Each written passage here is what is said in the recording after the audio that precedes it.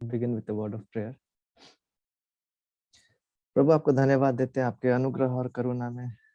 यद्यपि हम हमारे पापों के कारण हे प्रभु यीशु मसीह आपको जानने का, आपका संगति में बढ़ने का योग्य नहीं है, उसके बावजूद ये सरासर आपका दया और करुणा है प्रभु कि आपने ये अवसर को दिया कि हम आपको जाने आपके वचन के द्वारा।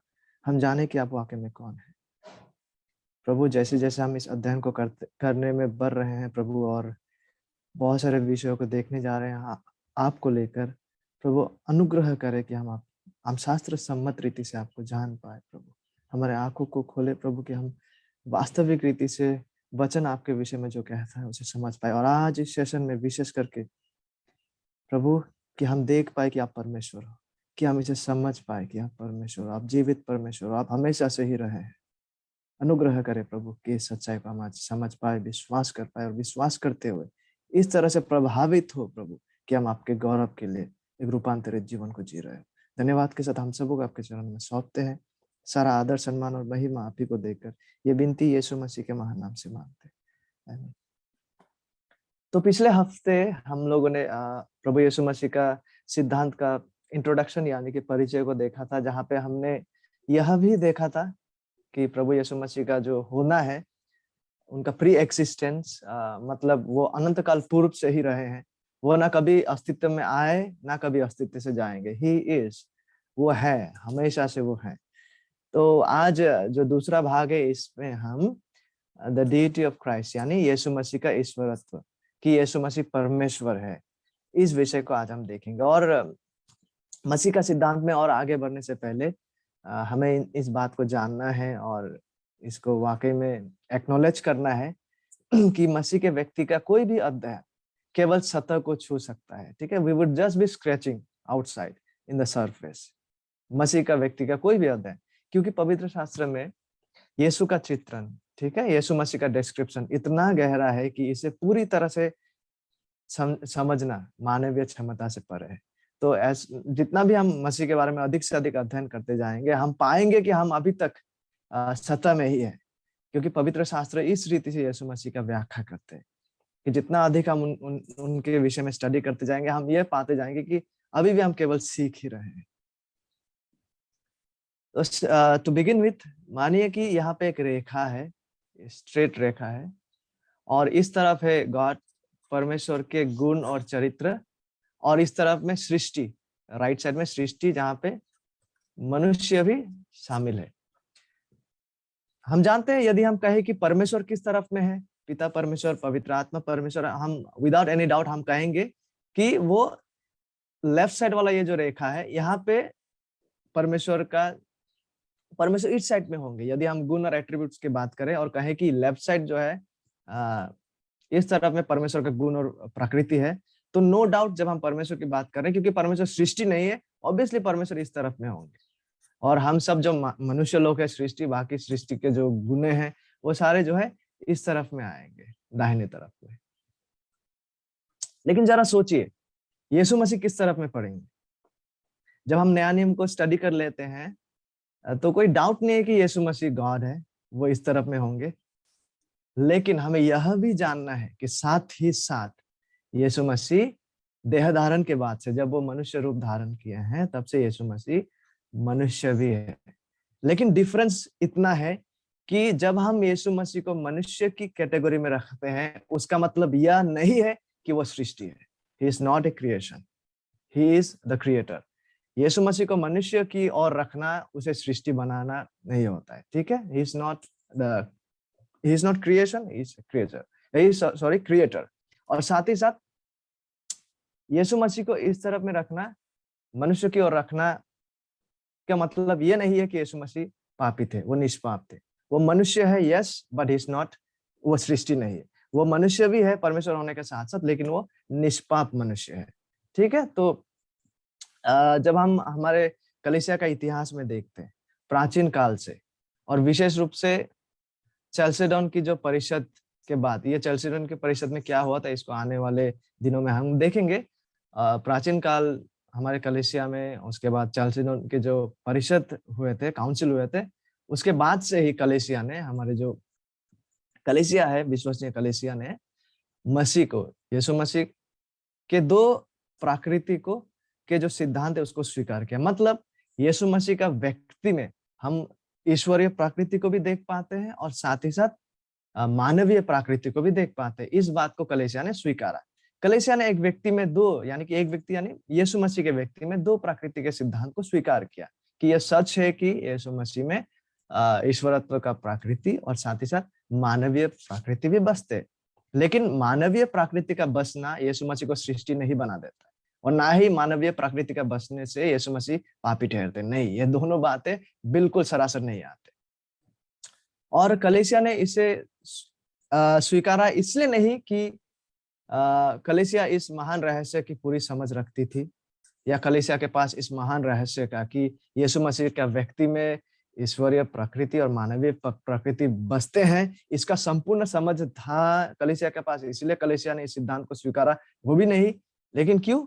बल्कि मुख्य रूप से इसलिए कि उसे स्पष्ट रूप से कि यीशु मसीह में ईश्वरीय प्रकृति और मानवीय प्रकृति जो बसते हैं, ये सच्चाई को स्पष्ट रूप से परमेश्वर के वचन के द्वारा प्रकट किए गए इस रहस्य को कलीसिया ने देखा। इसलिए कलीसिया ने स्वीकारा इस सिद्धांत को। किस शिक्षा को? कि मसीह यीशु में दो प्रकृति बसते हैं, एक है ईश्वरीय प्रकृति और दूसरा है मानवीय प्रकृति। लेकिन भिन्नता क्या है? मानवीय प्रकृति का बसना यीशु मसीह को सृष्टि नहीं बना देता है और मानवीय प्रकृति का बसना यीशु मसीह को पापी नहीं बना देता। इस बात का हमें बहुत ही बारीकी से ध्यान में रखना है। तो जब हम पिछले हफ्ते देख रहे थे यीशु मसीह का अनंत पूर्व अस्तित्व को, the eternal pre existence of Christ, जब हम इन बातों को देख रहे थे, यही पर्याप्त है इस बात को साबित करने के लिए और इसको सुनिश्चित करने के लिए कि यीशु मसीह परमेश्वर है, क्योंकि केवल परमेश्वर ही अनंत काल पूर्व से रह सकते हैं, जो ना कभी अस्तित्व में आए ना कभी अस्तित्व से जाएंगे। तो ये अनंत पूर्व अस्तित्व इटसेल्फ ये एक ऐसा गुण और विशेषता है जो केवल परमेश्वर का है। लेकिन आज हम और कुछ महत्वपूर्ण बातों को देखेंगे। सबसे पहले हम शुरू करेंगे उन नामों को देखकर जिस नाम को यीशु मसीह को दिया गया है, जिस नाम से बाइबल यीशु मसीह को पुकारते, और वो नाम जो केवल परमेश्वर के लिए आरक्षित है। हम यीशु मसीह को दिया गया नाम को देखेंगे, यीशु मसीह का गुण को देखेंगे, यीशु मसीह का कार्य को देखेंगे, यीशु मसीह का दावाओं को हम देखेंगे आज, ठीक है। और इन तमाम सत्यों से ये साबित हो जाएगा और इसका पुष्टि हो जाएगा कि यीशु मसीह परमेश्वर है। तो शुरू करते हैं मसीह को दिए गए वो नाम, शास्त्र जिस नाम को यीशु मसीह को देते हैं, जिसे हम देख पाते हैं शास्त्र में, जो केवल परमेश्वर के लिए आरक्षित है। शुरू करते यूहन्ना 20:28 से। यह सुन थोमा ने उत्तर दिया, हे मेरे प्रभु, हे मेरे परमेश्वर। ठीक है, थोमा यीशु मसीह को प्रभु और परमेश्वर कहकर संबोधित कर रहा है। ईश्वर होने का स्पष्ट वर्णन को हम यहाँ पाते हैं, अनमिस्टेकेबली। यूहन्ना रचित सुसमाचार को लिख रहे हैं, प्रभु पवित्र आत्मा का प्रेरणा से अनमिस्टेकेबली उन्होंने इन बातों को हमारे सामने रखा, अचूक रूप से, क्योंकि प्रभु यीशु मसीह वाकई में प्रभु और परमेश्वर है। ठीक है, और यीशु को प्रभु और परमेश्वर के रूप से संबोधित किया गया है। तो इस रीति से जो है ना, हे मेरे प्रभु और हे मेरे परमेश्वर का जो उपाधि, जो नाम है, इस रीति से इजराइल के लोग केवल यहोवा को परमेश्वर को पुकारते थे, और इसी नाम को यीशु मसीह को देकर पुकारा गया है। और दूसरा जो नाम जो यीशु मसीह को दिए गए हैं वह है प्रभु, जिसको कुरियोस भी कहते हैं यूनानी भाषा में, ग्रीक में। ठीक है, लूका 2:11 में हम पाते कि आज दाऊद के नगर में तुम्हारे लिए एक उद्धारकर्ता जन्मा है और यही मसीह प्रभु है। और लगातार नया नियम में आप देख पाएंगे यीशु मसीह के संबंध में और यीशु मसीह का संदर्भ में प्रभु या कुरियोस शब्द का जब भी इस्तेमाल किया गया है, हर जगह में संदर्भ में आप देख पाएंगे वो ईश्वर को ही दर्शाते हैं, परमेश्वर को ही दर्शाता है। और यह भी नाम जो है वचन या लोगोस, जो यीशु मसीह को दिया गया, यह नाम यूहन्ना 1:1 में हम पाते, आदि में वचन था और वचन परमेश्वर के साथ था और वचन परमेश्वर था। आदि में मतलब क्या है? आदि में मतलब यीशु मसीह पहले से ही वो थे, वो पहले से ही मौजूद थे, जब सृष्टि का कार्य हुआ भी नहीं था। आदि में वचन था, मतलब वचन जो है, जो नाम यीशु मसीह को दिया गया लोगोस, समय और सृष्टि से पूर्व ही वो मौजूद थे। इसलिए ये बात, ये सच्चाई जो है कि आदि में वचन था, ठीक है, ये सच्चाई इस बात को इनकार करता है कि वचन का सृष्टि किया गया है। यदि कोई हमसे आके कहे कि यीशु मसीह को यानी वचन को पहले सृष्टि किया गया है, know that is not true, क्योंकि आदि में ऑलरेडी वचन वाज देयर, ठीक है, वचन मौजूद थे। तो ये सच्चाई जो है आदि में वचन था, ये इस बात को इनकार करता है कि यीशु मसीह या वचन का सृष्टि किया गया है। वचन का सृष्टि नहीं किया गया,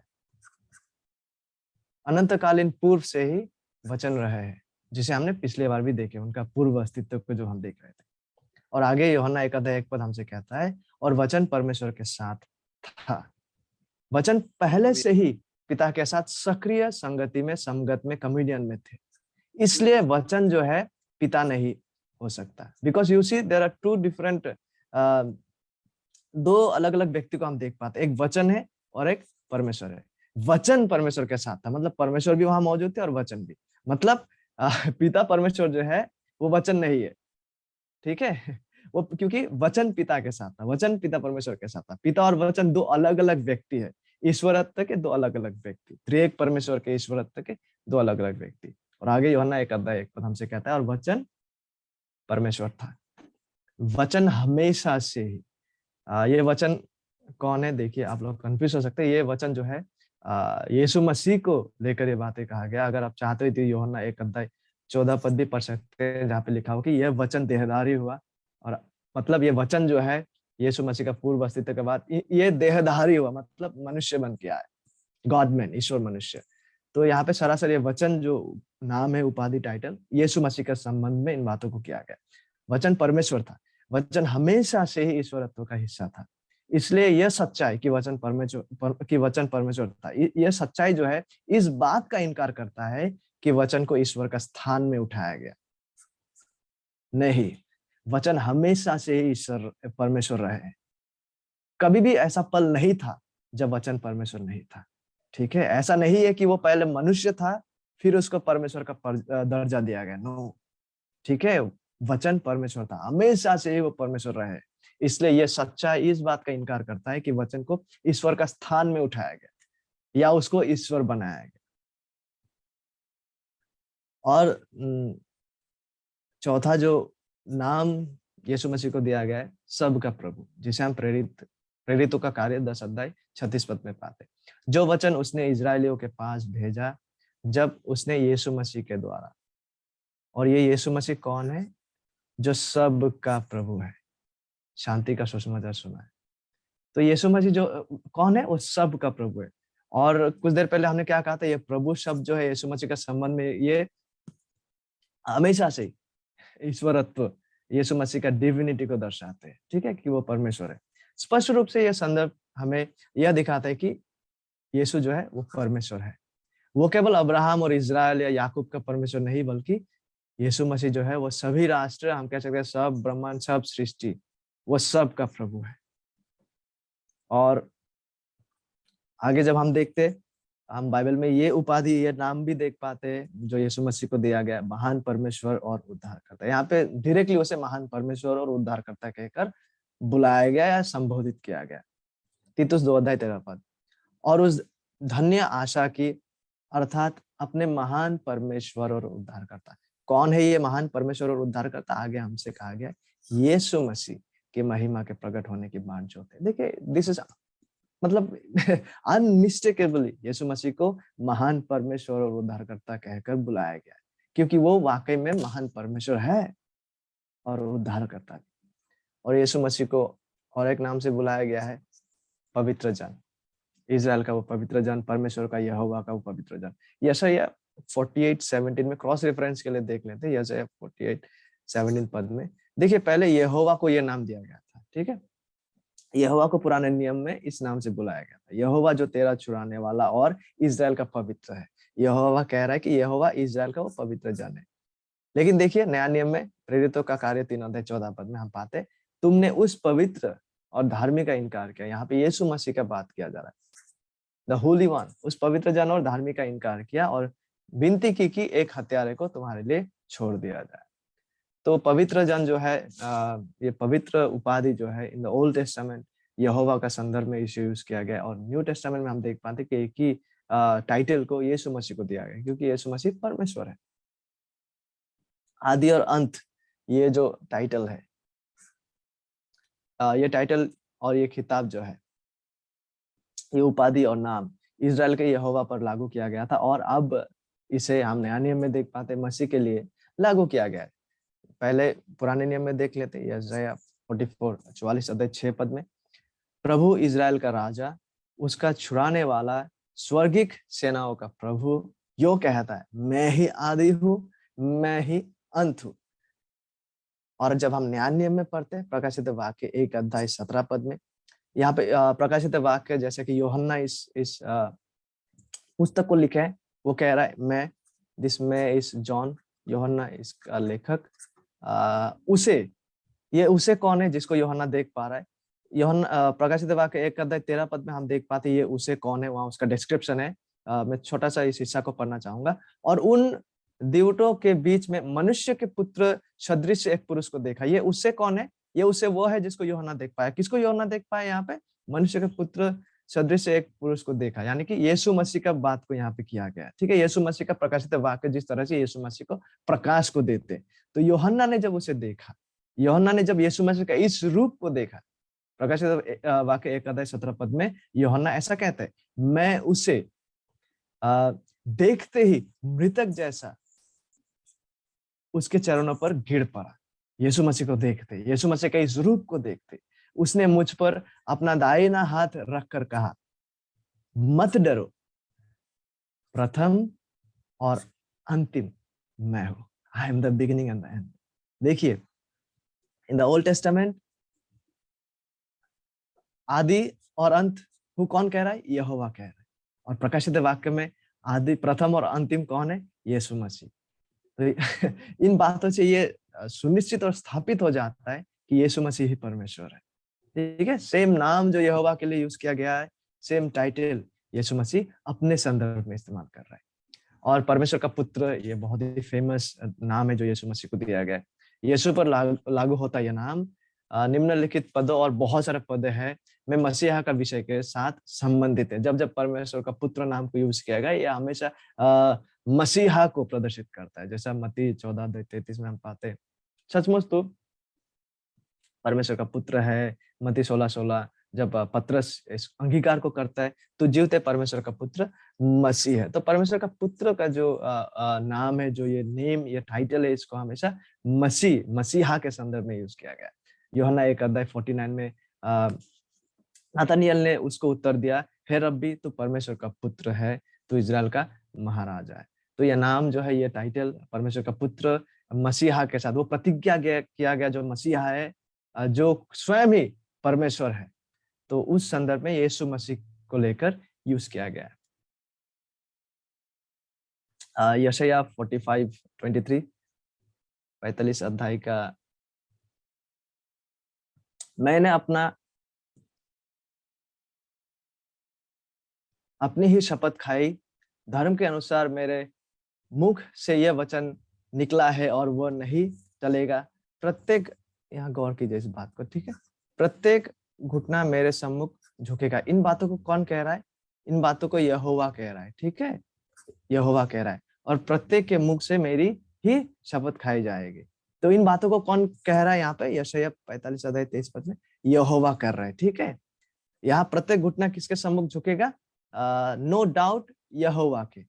और देखिए, आइए फिलिपियो 2 अध्याय 10-11 को पढ़ते हैं कि जो स्वर्ग में और पृथ्वी पर और पृथ्वी के नीचे है, वे सब यीशु के नाम पर घुटना टेके और परमेश्वर पिता की महिमा के लिए हर एक जीव अंगीकार कर ले कि यीशु मसीह ही प्रभु है।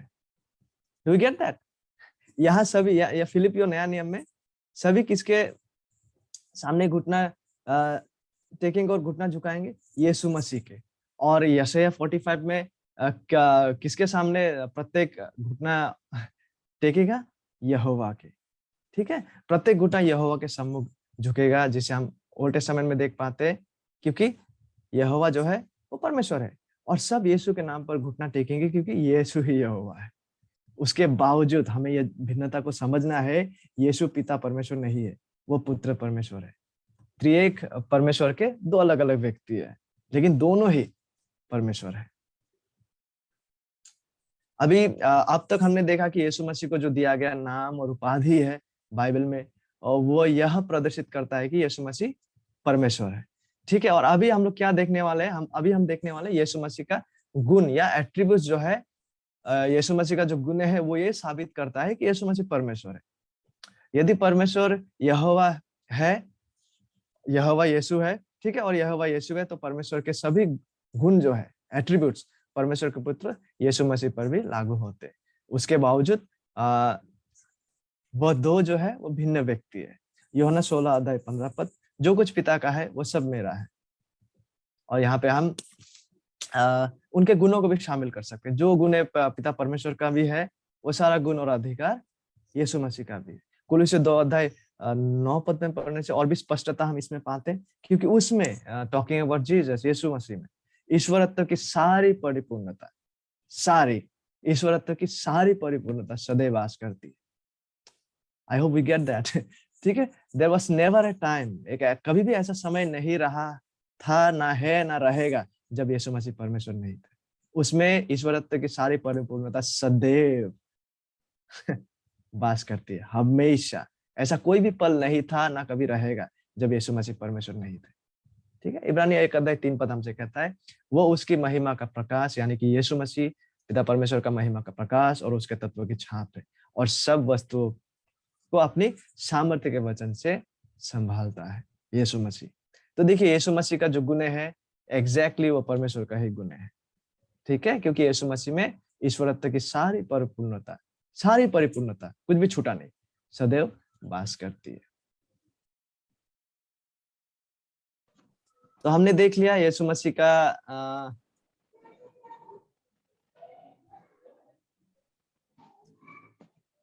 नाम जो यीशु मसीह को दिया गया है, यीशु मसीह का गुण, और अब हम यीशु मसीह के कार्य को देखने जा रहे हैं। यीशु मसीह का कार्य जो शास्त्र हमें दिखाते हैं, जिसके द्वारा ये साबित होता है, ठीक है, कि यीशु मसीह परमेश्वर है। सबसे पहले यीशु मसीह का सृष्टि में उनका कार्य को देखते हैं। अगर चाहते हैं तो हम यहाँ पे ओल्ड टेस्टामेंट, न्यू टेस्टामेंट का रेफरेंस को भी देने जा रहे हैं, इस बात को समझने के लिए कि यीशु मसीह सृष्टि में यीशु मसीह का भी योगदान था, और किस तरह से सृष्टि का कार्य जो है वो यीशु मसीह का ईश्वरत्व को साबित करता है। यदि आप चाहते हैं तो व्यक्तिगत रूप से नहम्याह 9:6 को भी पढ़ सकते हैं। मैं केवल यशायाह को पढ़ना चाहूंगा ओल्ड टेस्टामेंट में से, यशायाह 44:24।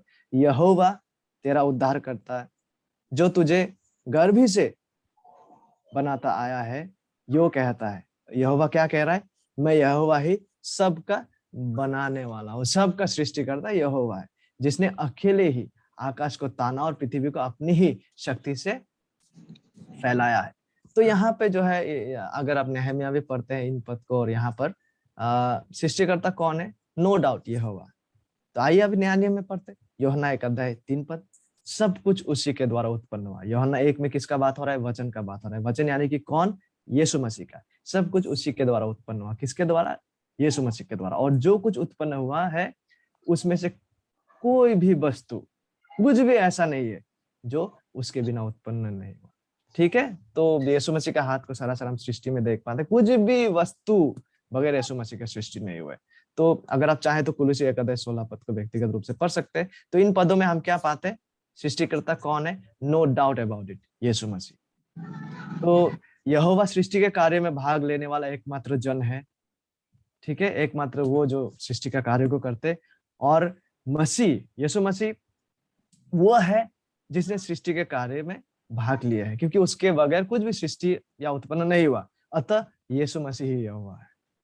पुराना नियम ने यह स्पष्ट रूप से साबित कर दिया और स्पष्ट कर दिया कि परमेश्वर सृष्टि करता है। इसलिए यदि यीशु मसीह सृष्टि करने का कार्य करता है, तो यह बात दिखलाता है कि यीशु मसीह जो है वो परमेश्वर है। ठीक है, तो यीशु मसीह को दिया गया नाम और यीशु मसीह का गुण, एट्रीब्यूट्स, यीशु मसीह का कार्य सृष्टि में यह दिखलाते हैं कि यीशु मसीह परमेश्वर है। और ना ही केवल सृष्टि में, लेकिन जब हम यीशु मसीह का पाप करने की क्षमता को भी देखते हैं, इससे भी यह साबित हो जाता है कि यीशु मसीह जो है परमेश्वर है। ऐसा कुछ जो केवल परमेश्वर कर सकता है, जिसे हम पुराने नियम से स्पष्ट रूप से देख पाते हैं, वो ये है कि परमेश्वर पापों को क्षमा करता है। तो आइए मार्कुस में नया नियम में पढ़ते हैं 2 अध्याय 5 से 7 पद। यीशु ने उनका विश्वास देखकर उस लकवे के रोगी से कहा, यीशु मसीह ने क्या कहा? हे पुत्र, तेरा पाप क्षमा हुआ। यीशु मसीह किसी का पाप को यहाँ क्षमा कर रहे हैं। और आगे जब हम पढ़ते हैं तब कई शास्त्री जो वहां बैठे थे अपने अपने मन में विचार करने लगे। 7वां पद, यह मनुष्य क्यों ऐसा कहता है? यह तो परमेश्वर की निंदा करता है। परमेश्वर को छोड़, वो लोग कह रहे हैं कि परमेश्वर को छोड़ और कौन पाप क्षमा कर सकता है? Because they knew they were right in this, वो इसमें सही था कि केवल परमेश्वर ही पाप को क्षमा कर सकते, क्योंकि उन्होंने पुराने नियम से इन बातों को सीखा। लेकिन वो लोग इस बात पे गलत था कि यीशु मसीह परमेश्वर है। ठीक है, यीशु मसीह परमेश्वर है। वो लोग इस वास्तविकता को पहचानने में वो चूक गए थे कि यीशु मसीह परमेश्वर है और यीशु मसीह पाप क्षमा कर सकते हैं, और यीशु मसीह के नाम में पापों का क्षमा है। जैसे हम आगे प्रेरितों का कार्य 10 अध्याय 43 में पाते, उसकी सब भविष्यद्वक्ता गवाही देते हैं कि जो कोई उस पर विश्वास करेगा, जो कोई यीशु मसीह पर विश्वास करेगा, उसको उसके नाम यानी कि यीशु मसीह का नाम के द्वारा क्या होगा? पापों की क्षमा मिलेगी। ठीक है, in the name of Jesus. यीशु मसीह को पाप क्षमा करने का अधिकार है और यीशु मसीह का नाम के द्वारा ही पापों का क्षमा मिलता है।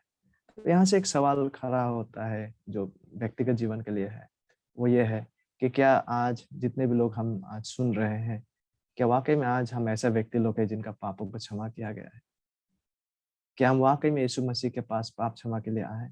क्या आपके पास ये आश्वासन है कि यीशु मसीह ने आपका पापों को क्षमा किया है, क्योंकि आपने वाकई में पश्चाताप करते हुए यीशु मसीह के पास आए?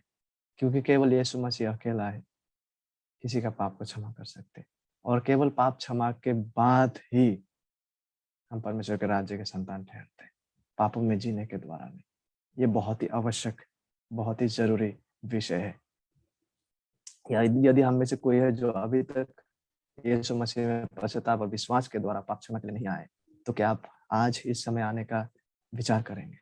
कम to Christ for the forgiveness of sins, क्योंकि यीशु मसीह के नाम के द्वारा पापों की क्षमा मिलते हैं जो लोग पश्चाताप करके यीशु मसीह को विश्वास करते हैं।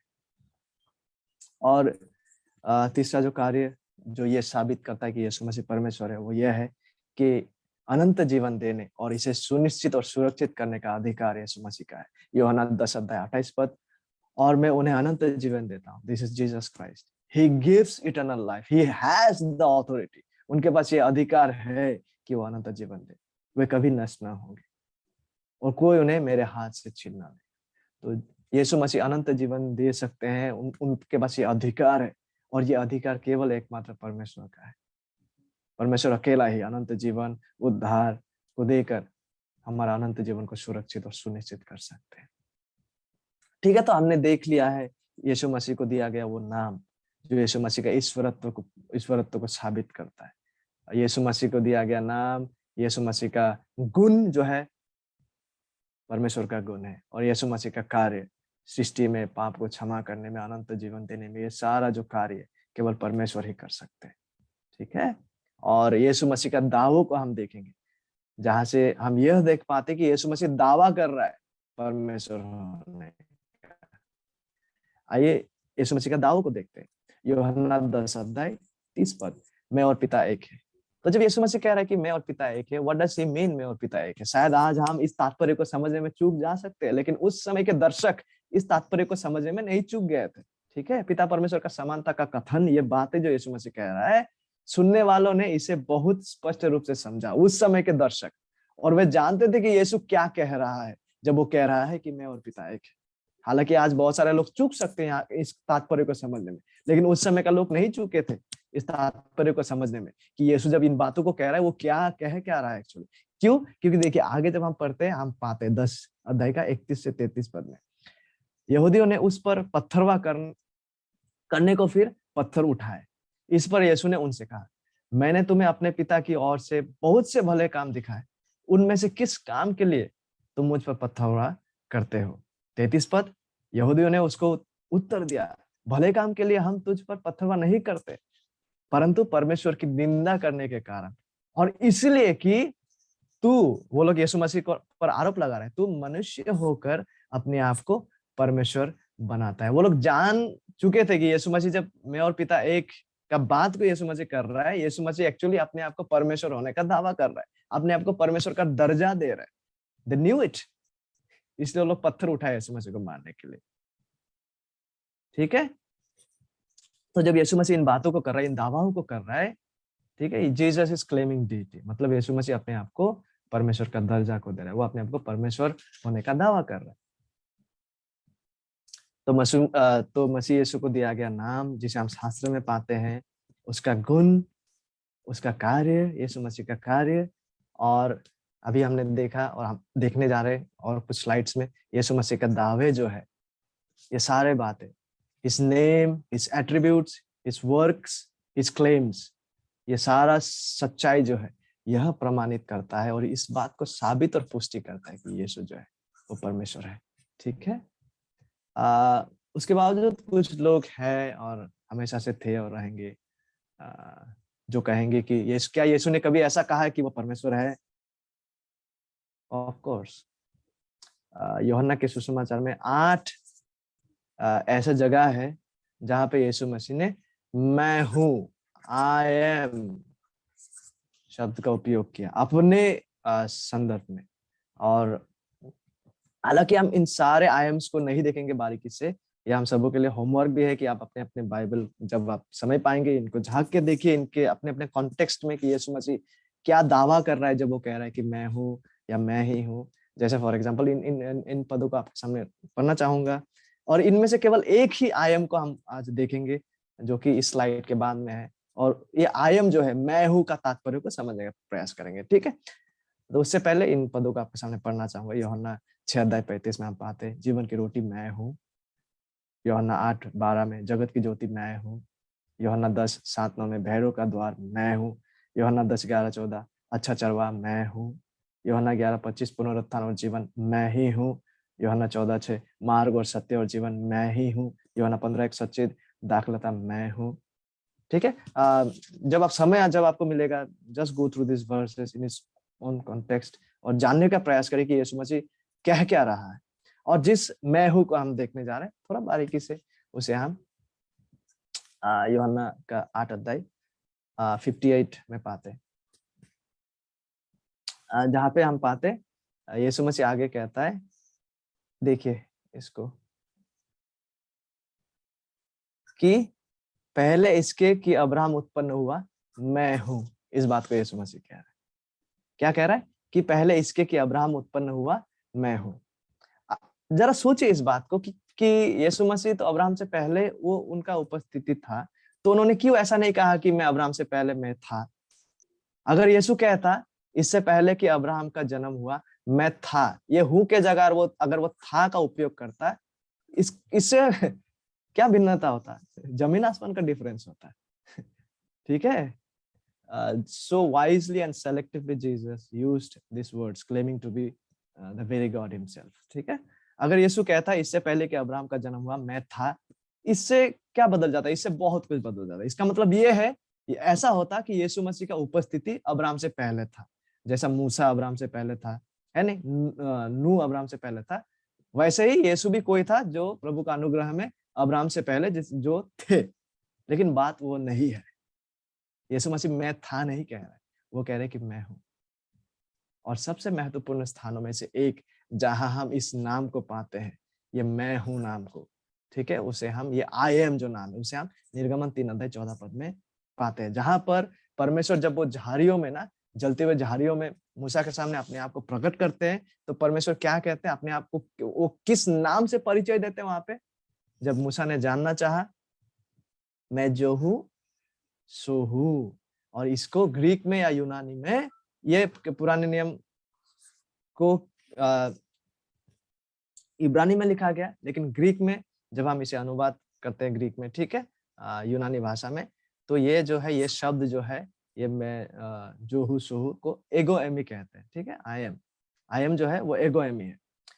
और इसलिए जब यीशु स्वयं को एगो एमी या आई एम मैं हूँ कहकर बुलाते हैं, ये हमें यीशु के स्वयं के मुंह से ईश्वर होने का दावा की ओर ध्यान आकर्षित करता है। जब यीशु मसीह ये मैं हूँ, आई एम को यूज कर रहा है यूहन्ना 8 का 58 में और इससे पहले पढ़े हुए तमाम पदों में 8 जगहों में, इसका मतलब जहां-जहां यीशु मसीह मैं हूँ को कह रहा है अपने विषय में, वहां-वहां पे यीशु मसीह खुद को परमेश्वर होने का दावा कर रहा है।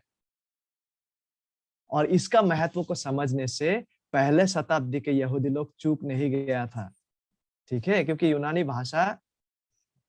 भाषी यहूदियों ने परमेश्वर के पवित्र नाम को याहवे के रूप में वो लिखते थे, जिसका अनुवाद है यहाँ हिंदी में मैं जो हूँ सो हूँ। इसलिए जब यीशु ने अपने बारे में ऐसी भाषा का इस्तेमाल किया, जब यीशु मसीह ने अपने संदर्भ में मैं हूँ भाषा का इस्तेमाल किया है, तो वह स्पष्ट रूप से खुद को परमेश्वर के पवित्र नाम से चिन्हित कर रहा था। ठीक है? We must know this. जब यीशु मसीह अपने संदर्भ में मैं हूँ कह रहा है, ठीक है? तो यीशु मसीह जो है यहोवा का नाम से अपने आप का परिचय दे रहा है। और जिसे समझने में उस समय का दर्शक चूक नहीं गए थे। यूहन्ना 3:16 पद और इनके जैसा बहुत सारा पद ऐसा है नया नियम बाइबल में, जहाँ पे हम इस वास्तविकता को देख पाते हैं कि यीशु मसीह जो है वो सेविंग फेथ, सच्चा उद्धारदायी विश्वास का वो नींव या बुनियाद है या ऑब्जेक्ट है। मतलब वो जिसके ऊपर हमें विश्वास को लगाना है, वो ऑब्जेक्ट, वो बुनियाद, वो नींव है। ये हमारा विश्वास का, देखिए, हमारा विश्वास का ताकत नहीं जो हमें उद्धार प्रदान करता है। हमें ये जानना है, कई कैरिस्मेटिक लोगों को लगता है, लगभग सभी को, कि हमारा विश्वास में वो ताकत है जिसके बुनियाद पर हम परमेश्वर से बहुत सारा चीजें करवाते हैं। हमारा विश्वास में वो ताकत है जिसके द्वारा हम उद्धार का प्राप्ति करते हैं, लेकिन बात वो नहीं है। ये हमारा विश्वास का ताकत या सामर्थ्य नहीं जो हमें उद्धार प्रदान करता है, वरन वह यीशु मसीह जिस पर हम सच्चा विश्वास कर रहे हैं। ठीक है? Because Jesus is the object, ही वो हमारा विश्वास का, सच्चा उद्धारदायी विश्वास का नींव और बुनियाद है। हमारा विश्वास का ताकत नहीं, वरन वह जिस पर हम सच्चा विश्वास को लगा रहे हैं, वह हमें उद्धार प्रदान करता है। लगातार यीशु ने स्वयं का प्रचार किया। उन्होंने खुद को विश्वास का बुनियाद के रूप में प्रस्तुत किया।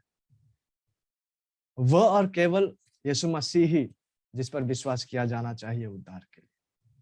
ठीक है? यहूदी धर्म के बारे में जरा हम एक बार सोचिए। ठीक है? सोचेंगे, वे लोग जो है आज भी, उस समय भी पुराने नियम के यहोवा की आराधना करने का दावा वो लोग करते थे। ठीक है? आज भी वो करते। लेकिन परमेश्वर ने इसे इस तरह से डिजाइन किया, इस तरह से बनाया और इस तरह से उसने स्पष्ट कर दिया है कि हमारा या किसी भी व्यक्ति का अनंत जीवन और उद्धार और अनंत गंतव्य जो है बाइबल के मसीह के प्रति हमारी प्रतिक्रिया पर निर्भर करता है। ठीक है? कि एक व्यक्ति यीशु मसीह के प्रति क्या प्रतिक्रिया को दे रहा है, क्या विश्वास का प्रतिक्रिया को दे रहा है या रिजेक्शन का प्रतिक्रिया को दे रहा है। ये हमारा अनंत गंतव्य, अनंत जीवन और उद्धार जो है इस बात पे टिका हुआ है कि हम यीशु मसीह के साथ यीशु मसीह के प्रति क्या प्रतिक्रिया दे रहा है। और अनंत जीवन केवल उन्हें दिया जाता है, अनंत जीवन केवल उनका है, उद्धार केवल उनका है जो यीशु को जानते हैं, उस पर विश्वास और भरोसा करते हैं और यीशु को प्रेम पूर्वक स्वीकार और ग्रहण करते हैं। ठीक है?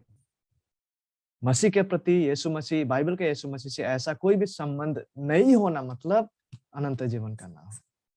चाहे एक इंसान कुछ भी दावा करे क्यों ना, चाहे एक इंसान सत्य परमेश्वर को आराधना करने का दावा ही क्यों ना करे, यदि कोई इंसान यीशु मसीह को सच्चा विश्वास नहीं करते, यीशु मसीह पे भरोसा नहीं करते उद्धार के लिए और केवल यीशु मसीह पर ही अनंत जीवन के लिए आशा नहीं लगाते, यीशु मसीह को प्रेम पूर्वक स्वीकार और ग्रहण नहीं करते, तो वो सच्चा परमेश्वर को नहीं जानते, चाहे वो इंसान जो भी दावा करे क्यों ना। यूहन्ना 8:42 पद में हम पाते यीशु ने उनसे कहा, उन यहूदियों से, यदि परमेश्वर तुम्हारा पिता होता, यदि वाकई में तुम जो दावा कर रहे हो सत्य परमेश्वर को आराधना करने का, जानने का, यदि परमेश्वर वाकई में तुम्हारा पिता होता तो तुम मुझसे प्रेम रखते, तो तुम यीशु मसीह से प्रेम रखते। और क्योंकि तुम यीशु मसीह को प्रेम नहीं करते, क्योंकि तुम यीशु मसीह को सच्चा विश्वास और ग्रहण नहीं करते, इससे यह साबित हो जाता है कि तुम कभी भी पिता के संतान थे ही नहीं। पिता परमेश्वर तुम्हारा पिता है ही नहीं। ठीक है? It's a serious issue. इसीलिए किसी भी व्यक्ति का अनंत गंतव्य इस बात पे टिका हुआ है, इस बात पे निर्भरशील करता है, और परमेश्वर ने इसी रूप से इसे डिजाइन किया कि हमारा प्रतिक्रिया बाइबल का यीशु मसीह के प्रति कैसा है। क्या हम उन्हें वाकई में उद्धार के लिए सच्चा विश्वास कर रहे हैं? क्या हम वाकई में यीशु मसीह पर उद्धार के लिए भरोसा किया है? क्या हमने वाकई में यीशु मसीह को प्रेम पूर्वक स्वीकार व ग्रहण किया है? क्योंकि अनंत जीवन और उद्धार केवल उन्हीं का है जिन्होंने यीशु मसीह को उचित शास्त्र सम्मत रीति से सटीक प्रतिक्रिया को ज्ञात किया है, प्रभु का अनुग्रह में सच्चा विश्वास को किया। और यदि कोई इंसान यीशु मसीह को विश्वास नहीं करता है, परित्याग करता है, ठीक है, और यीशु मसीह को प्रेम पूर्वक ग्रहण नहीं करता है, इसका मतलब यह है कि वो इंसान ने कभी भी परमेश्वर को नहीं जाना। और संत पौल तो ऐसा भी कहता है, ठीक है, जो प्रभु को प्रेम नहीं करते, दैट पर्सन, वो व्यक्ति श्रापग्रस्त है।